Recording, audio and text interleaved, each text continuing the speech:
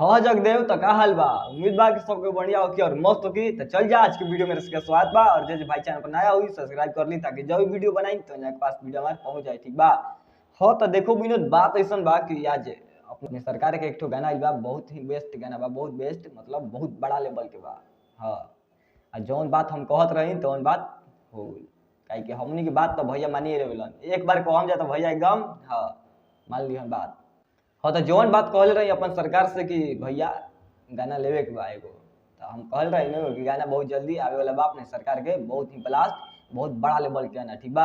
हाँ तो देखो विनोद बात ऐसा बा कि अपने सरकार के गाना आगुल बा यूट्यूब पर। और जे भाई अभी नहीं सुन ले, जे नहीं देख ले गाना के, जाई जा प्यार मोहब्बत आशीर्वाद गाना के इतना दी जा, शायद हमारा लग रहा बा कि 10-15 बार तो अभी सुन चुकल बानी। हम जब से गाना आई बात तब 10 या 15 बार सुन चुकल बानी। तब का कही इतना गाना बेस्ट बा, इतना मतलब बड़ा लेवल का गाना कि सुनला के बाद भाई हमार मन दिल एकदम हटत नहीं थे, कबो ना हटी। ठीक बा।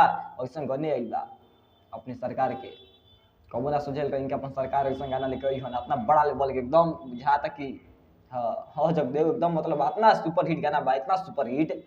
अब कितना हम बड़ाई करी, कैसे गाना में खुद जाके देख लीजा और प्यार मोहब्बत आशीर्वाद दी जा।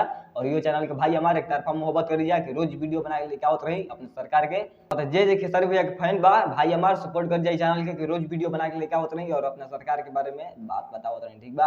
हाँ तो देखो जगदेव बहुत ही अच्छा गाना आई अपने सरकार के, मोहर नैहर के देख रहे मी जाने मोहर नैहर के। हाँ मतलब इतना बड़ा लेवल गाना बा मोहर नैहर के का हो, मोहर नैहर के मारल हो। हाँ जगदेव अपने सरकार गाना बा इतना ब्लास्ट गाना बा, बाप रे बाप कबो ना सोचे रही।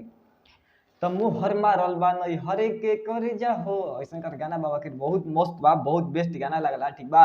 जे भाई अभी के सुन ले जाइन जा, सुन जा प्यार मोहब्बत आशीर्वाद दी जा गाना के, एक तरफा मोहब्बत कर जा इतना एक तरफा कि ट्रेंडिंग गाना बहुत जल्दी हाँ चल जाओ जगदेव, बहुत जल्दी चल जाओ अपने सरकार के गाना ट्रेंडिंग में। ठीक बा।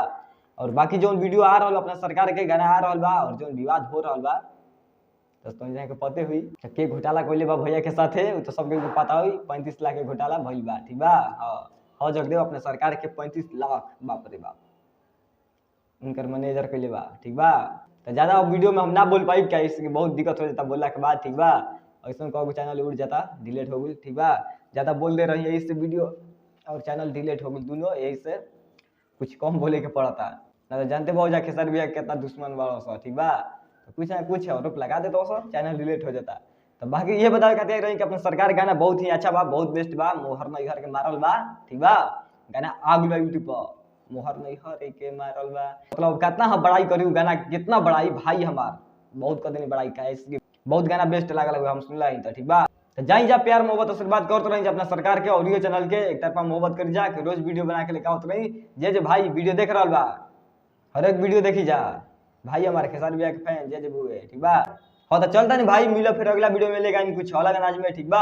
वीडियो अच्छा लगे तो लाइक कर दीजिए, वीडियो ना अच्छा लगे डिसलाइक भी कर सकते जा, कोई जोर जबरदस्ती नहीं है। ठीक बा भाई चलता नहीं, मिलो फिर अगला वीडियो में सपोर्ट कर अपना भाई को इसमें प्यार से बात भरपूर। ठीक बा।